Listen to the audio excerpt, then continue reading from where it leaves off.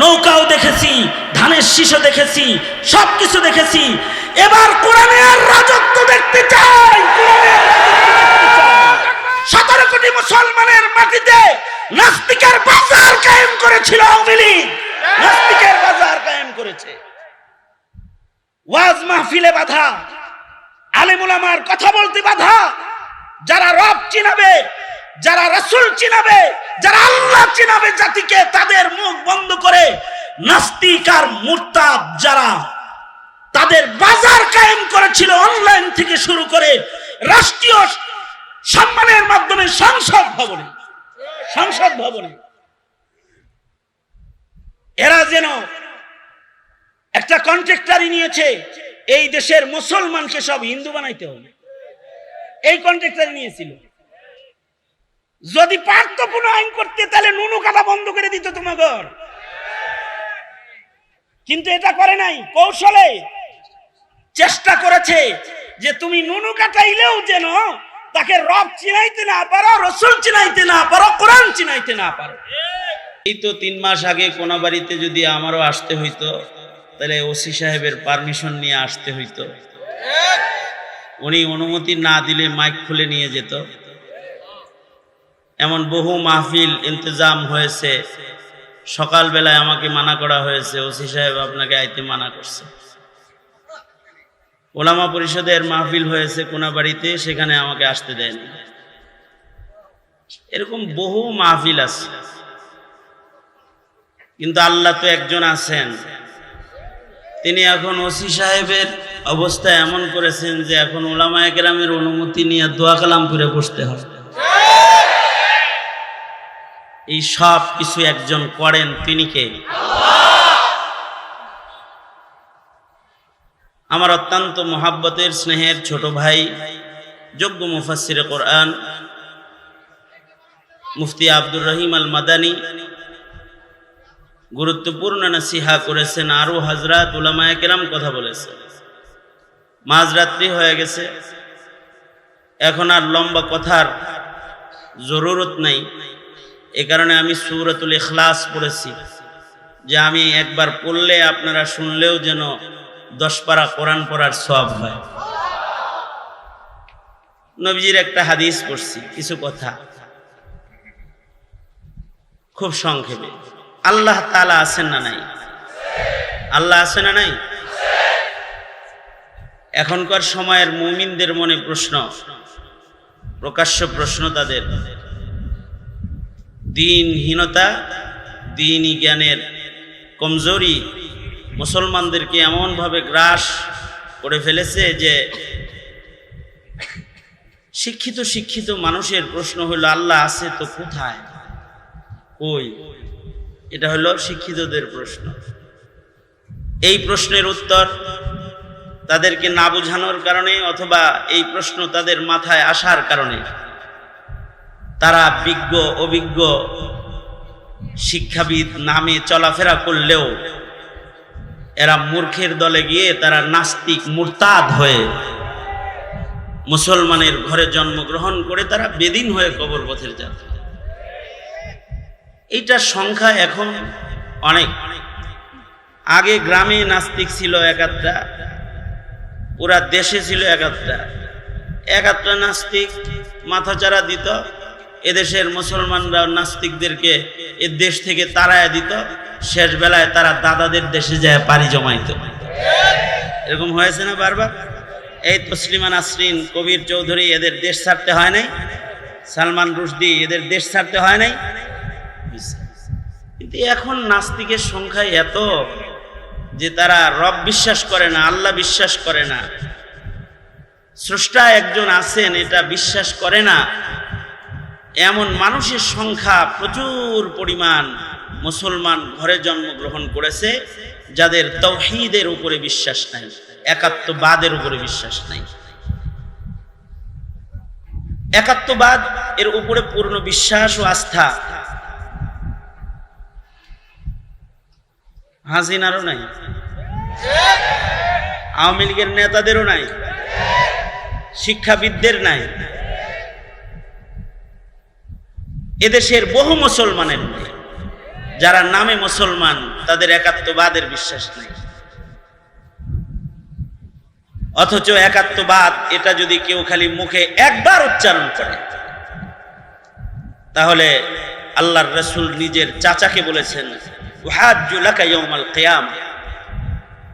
উহাজ্জু মানে, ওগো চাচা, আপনি যদি একবার বলেন যে আল্লাহ ছাড়া আর কোনো ইলাহ নাই, আল্লাহ পাকের একাত্মবাদকে যদি আপনি একবার মুখে বলেন খালি, তাহলে উহাজ্জু লাকা, আমি আল্লাহর সাথে ঝগড়া করব আপনাকে জান্নাতে নেওয়ার জন্য।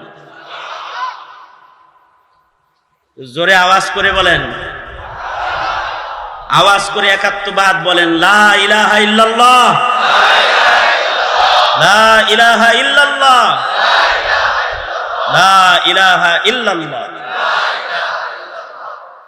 এটা যদি একবার ইয়াকিনের সাথে, বিশ্বাসের সাথে মুখে কেউ বলে, তাহলে আল্লাহর রাসূল যদি নিজের চাচার জান্নাতে নেওয়ার জন্য আল্লাহর সাথে যুদ্ধ করবেন, ঝগড়া করবেন, এটা বলতে পারেন। আল্লাহর সাথে জোরাজোরি করবেন, কষাকষি করবেন, এটা বলতে পারেন। তাহলে আল্লাহর রাসূল কি একবার কালেমা পড়নেওয়ালা কোনো মুমিনকে দোজখে যাইতে দিবেন? আর নবীজি তো চাচাকে যেমন মহব্বত করেন, যার মুখে কালিমা আছে তাকেও তো মহব্বত করেন। মাহে রবিউল আউয়াল আপনারা খালি মহব্বত করেন তা না, নবীজিও আমাদেরকে মহব্বত করে। কিরকম মহব্বত করে? ময়দানে মাহশারে আল্লাহর রাসূল বলেন, আমি বাচ্চাওয়ালা মুরগির মতো উড়াল দিব, কোমরে কাপড় বাঁধবো আমার একটা কালিমাওয়ালা উম্মতকে জান্নাতে নেওয়ার জন্য। আশ্চর্য বিষয় হলো, না এই কালিমার উচ্চারণ আছে, না এই কালিমার শিক্ষা আছে, না কালিমার বিশ্বাস মুসলমানের ভেতরে আছে। আল্লাহর রাসূল সাল্লাল্লাহু আলাইহি ওয়াসাল্লাম নিজের চাচাকে যে মৃত্যুর আগ মুহূর্তে বললেন, একবার বলুন। একবার, কয়বার? একবার বলুন, তো আমি আল্লাহর সাথে আপনাকে জান্নাতে নেওয়ার জন্য জোরাজোরি করব। কিন্তু একবার বলে নাই, একবার বলে নাই। যে সকল কথাগুলো বলেছে তা দিয়ে প্রমাণিত হয় যে তাওহীদের উপরে হুজুরের চাচা আবু তালিব, যিনি নবীজির অভিভাবক ছিলেন, নবীজির অভিভাবক আবু তালিব, আবু তালিবের ইন্তেকাল তাওহীদের উপরে হয় নাই, মুশরিক হিসেবে হয়েছে। সাহাবীরা জিজ্ঞাসা করেছে, তাকে আল্লাহ তাআলা কিরকম শাস্তি প্রদান করবে? আল্লাহর রাসূল বলেন, আমার চাচা তো আমার অভিভাবক, সারা জীবন আমার অভিভাবকের দায়িত্ব পালন করেছে, কিন্তু তাওহীদের উপরে পূর্ণ আস্থা বিশ্বাস না থাকার কারণে আমার চাচাকে সর্বনিম্ন যে আযাবটা আল্লাহ দিবেন সেটা হলো আগুনের জুতা পরাইয়া দিবেন। শুধু আগুনের যে জুতাটা পরাইয়া দিবেন, এইটার কারণেই আমার চাচার মগজ গড়ায় গড়ায় পড়বে। নমরুদের ঘরে জন্ম হয়েছে, নমরুদের দেশে জন্ম হয়েছে। ইব্রাহিম আলাইহিস সালাতু ওয়াস সালাম নমরুদের মন্ত্রীর ঘরে জন্মগ্রহণ করেছেন, কিন্তু নিজের পিতাকে নমরুদের মন্ত্রী হওয়ার পরে বাঁচাইতে পারেন নাই। অভাবটা কিসের? নমরুদ তো খোদা দাবিদার ছিল, তার মন্ত্রী হলো আজার। এত বড় আসন ছিল, কিন্তু একাত্মবাদের ইয়াকিন আর বিশ্বাস ছিল না। বলুন, জান্নাতি না জাহান্নামী? ইব্রাহিম আলাইহিস সালাম দোয়া করছেন বাপের লেগে, আল্লাহ তাআলা ধমকি দিয়া বলছেন দোয়া করবেন না। পয়গম্বরের পিতা হওয়ার পরেও তাওহীদ যখন ঠিক নাই, অথবা নমরুদের মন্ত্রী হওয়ার পরেও তাওহীদ ঠিক নাই, জান্নাতি না জাহান্নামী?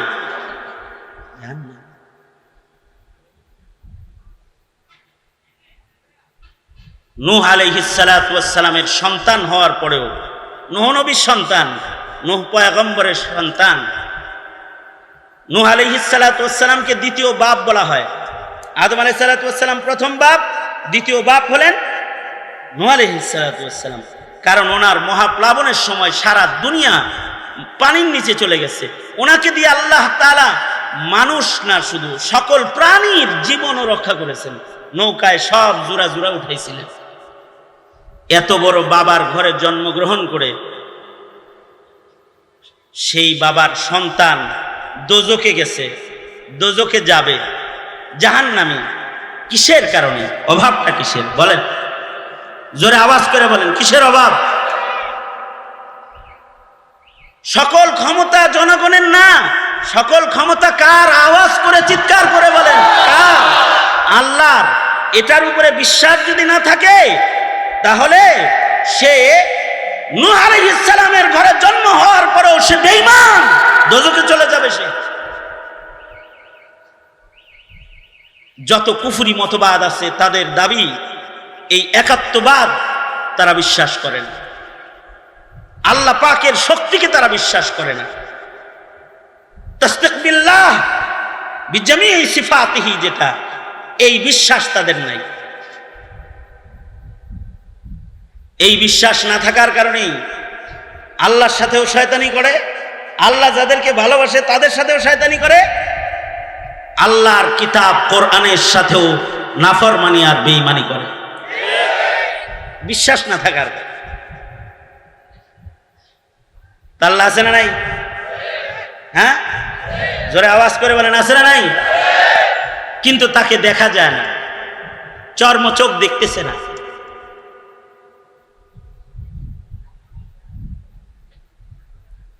এবং আল্লাহ কয়জন বলেন তো? জোরে আওয়াজ করে বলেন, কয়জন? আল্লাহ কয়জন? ওয়াল্লাহু আহাদ, তিনি একজন। তিনি আছেন, তাকে মানতে হয়, দেখা যায় না। এই জিনিসটা নিজের বাচ্চাদেরকে বুঝায়েন যে আল্লাহ আছে। নিজের ছেলেরে আলেম না বানাইতে পারেন, কমাস কম বুঝায়েন আল্লাহ আছে। এইটা যদি বুঝান তাহলে আলেমের সাথে বেয়াদবি করবে না, আলেমের সাথে বেয়াদবি করবে না, ধর্মের সাথে অধ্যত্বের আচরণ করবে না, নাস্তিক হবে না, মুরতাদ হবে। এটা বুঝান যে আল্লাহ আছে। আল্লাহ যে আছে এটা কোরআন হাদিস দিয়ে বুঝান লাগবে। অফি আনফুসিকুম আফালা তুবসিরুন, আল্লাহ যে আছে এটা আল্লাহ পাকের সৃষ্টি। আল্লাহ পাকের সৃষ্টির দিকে তাকায় এই একটা বেআকল বেইলেমও বুঝবে আল্লাহ একজন আছে। ইলিম লাগবে না, আকল দিয়াও যদি খালি ফিকির করে, নিজের দিকে তাকায়, তাহলেও বুঝবে আল্লাহ আছে। কারি তৈয়ব সাহেব রহমতুল্লাহ আলাই, হাকিমুল ইসলাম কারি তৈয়ব সাহেব রহমতুল্লাহ আলাই, উনি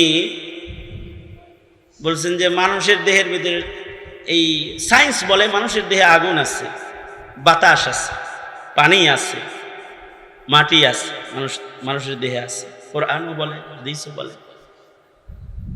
কিন্তু এই চারটি ধাতু যেটা, এইটা হলো একটা আর একটার বিপরীত। যেখানে পানি থাকবে সেখানে আগুন থাকবে না।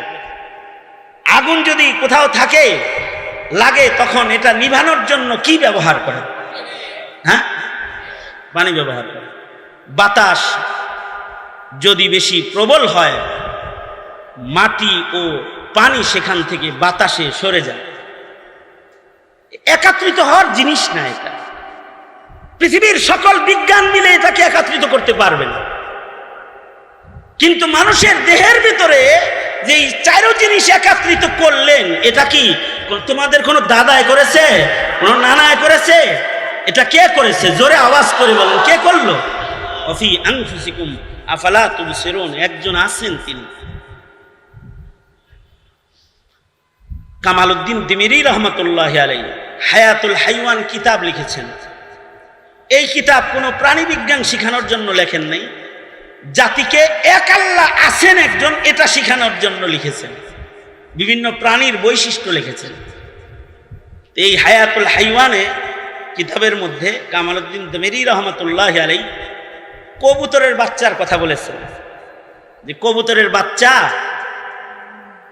বাচ্চার যখন জন্ম হয়, কবুতর 3 দিন পর্যন্ত তার বাচ্চার মুখে দম করতে থাকে, শ্বাস দিতে থাকে আনতে থাকে, দিতে থাকে আনতে থাকে। কয়দিন? হ্যাঁ, যার বাড়িতে কবুতর আছে টেস্ট করে দেখেন, কবুতর পালে না এখন? হ্যাঁ, বাচ্চা হওয়ার পরে মা 3 দিনের ভেতরে বাচ্চার পাশ থেকে সরে না, মুখের ভেতরে শ্বাস দিতে থাকে আর টানতে থাকে। কেন? কামালউদ্দিন দমিরি রহমতুল্লাহ আলাইহি বলেন, কবুতরকে যে আল্লাহ বানায়, বানানোর পরে তার খাদ্যথলি যেটা, এটা এভাবে লাগানো থাকে, খাদ্যথলি খোলে না। এই খাদ্যথলি খোলার জন্য মা তার সন্তানের খাদ্যথলি খুলতে 3 দিন নিজের মুখ দিয়া সন্তানের পেটে বাতাস দিতে থাকে, টানতে থাকে, দিতে থাকে, টানতে থাকে। তো খাদ্যথলিটা খুলে যখন, তখন মা খাবার এনে সন্তানের মুখের ভেতরে প্রবেশ করায় দেয়। সুবহানাল্লাহ। আরো আস্তে করে কোন, কেউ যেন না শুনে। এবার বলুন তো, কবুতরে কোন স্কুলে পড়াইছিলেন? হ্যাঁ, কোন কলেজের ছাত্র কবুতর? কবুতর কোন শিক্ষকের কাছ থেকে এই মেডিকেল সায়েন্স পড়েছিল যে বন্ধ খাদ্যথলির মুখ কিভাবে খুলতে হয়, ভেতরে খাবার দেওয়ার তরিকা কি? এটা কবুতরকে কোন শিক্ষাবিদে শিক্ষা দিল, কোন শিক্ষানীতিতে শিক্ষা দিল? এটাকে, এই কবুতরকে এই শিক্ষা অদৃশ্যের থেকে একজন দান করেছেন, যাকে আমি আমার চর্মচোখে দেখি না, কিন্তু তিনি আছে। তিনি কে? জোরে আওয়াজ করে বলেন, তিনি কে? কয়জন তিনি? একজন। তুইজ্জু মান তাশাউ ওয়া তুযিল্লু মান তাশাউ বিয়াদিকাল খায়র ইন্নাকা আলা কুল্লি শাইইন কাদির। সেই এক মাওলা শুধুই মাত্র কবুতরের খাদ্যথলি খুলেন না, তিনি যাকে চান তাকে ইজ্জতের আসন দান করেন, আবার যাকে চান তো মাটি দিয়ে হাইটা যেতে দেন না, পালায়া সব ছাইরা বেজ্জতির মাধ্যমে তাকে বের করে দেন। আওয়াজ করে জোরে বলেন, কে তিনি? জোরে আওয়াজ করে বলেন, তিনি কে? তিনি আল্লাহ। তিনি আছেন, তার কুদরত থেকে তাকে চেনা যায়, কিন্তু তাকে চর্মচোখে দেখা যায় না। সে মহান মালিকের নাম আল্লাহ। কুল হুয়াল্লাহ আহাদ। তিনি একক।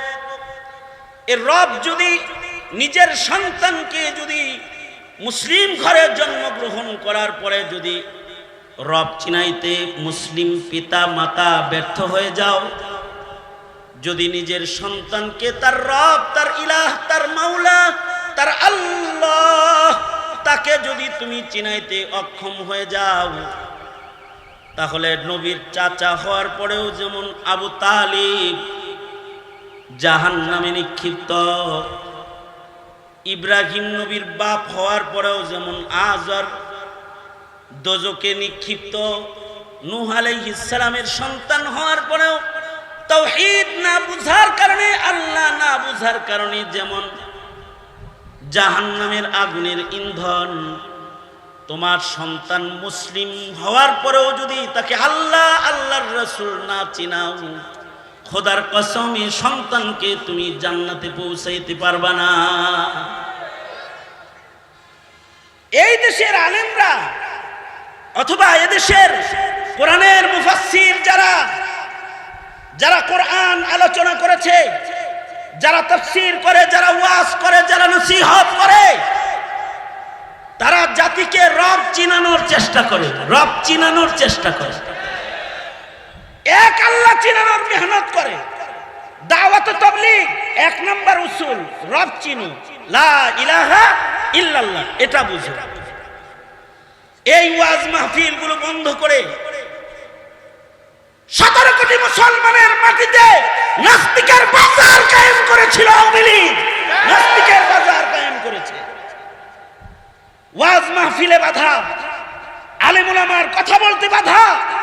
যারা রব চিনাবে, যারা রাসূল চিনাবে, যারা আল্লাহ চিনাবে জাতিকে, তাদের মুখ বন্ধ করে নাস্তিক আর মুরতাদ যারা, তাদের বাজার কায়েম করেছিল অনলাইন থেকে শুরু করে রাষ্ট্রীয় সম্মানের মাধ্যমে সংসদ ভবনে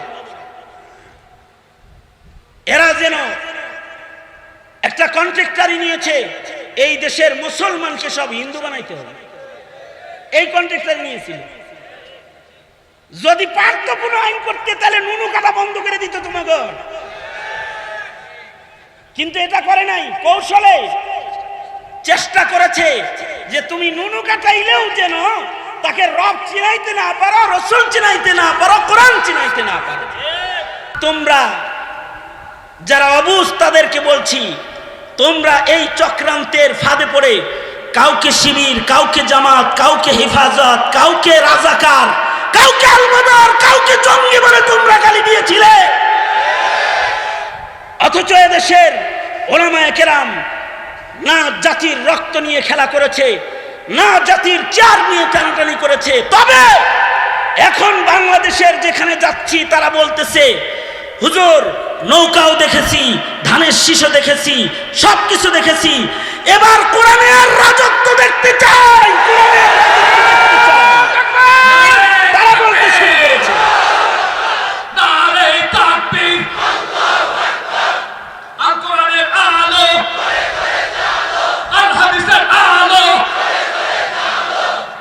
সুতরাং আমার কথা একটাই, সূরাতুল ইখলাস পড়েছি, আল্লাহ চিনান। আল্লাহ নিজেকে চিনাইতে বলেছে তার রসুলকে, রসুলকে বলতেছে, রসুল আপনি বলুন আমার কথা। আমিও আপনাদেরকে বলছি, হাজারো ঘর থেকে হাজার মুসলমান এখানে এসেছেন, আপনাদের শিক্ষা সিলেবাস কোরআন শূন্য, দ্বীন শূন্য, ইসলামী ইতিহাস ঐতিহ্য শূন্য, আপনাদের শিক্ষা সিলেবাস সিরাত শূন্য, সাহাবায়ে কেরামের পরিচয় শূন্য, ইসলামের তাহজিব তামাদ্দুন শূন্য। আপনাদের শিক্ষা সিলেবাসকে এই বিগত দিনের শিক্ষা মন্ত্রীর দায়িত্ব যারা পালন করেছে তারা এটাকে নাপাক বানিয়ে দিয়ে গেছে, নাপাক বানিয়ে দিয়ে গেছে। শুধু যদি এদেশের কোটি কোটি মুসলমান, 17 কোটি মুসলমানের ঘরে জন্মগ্রহণ করা সন্তানদের ঈমান ঠিক করতে চান, তাহলে এই শিক্ষা মন্ত্রণালয়ের মসনদ নাস্তিকের মুরতাদের দলের সদস্য যারা, ইহুদ নাসারার দালাল যারা, তাদের কাছে ছেড়ে দেওয়া যাবে না, তাদের কাছে ছেড়ে দেওয়া যাবে না।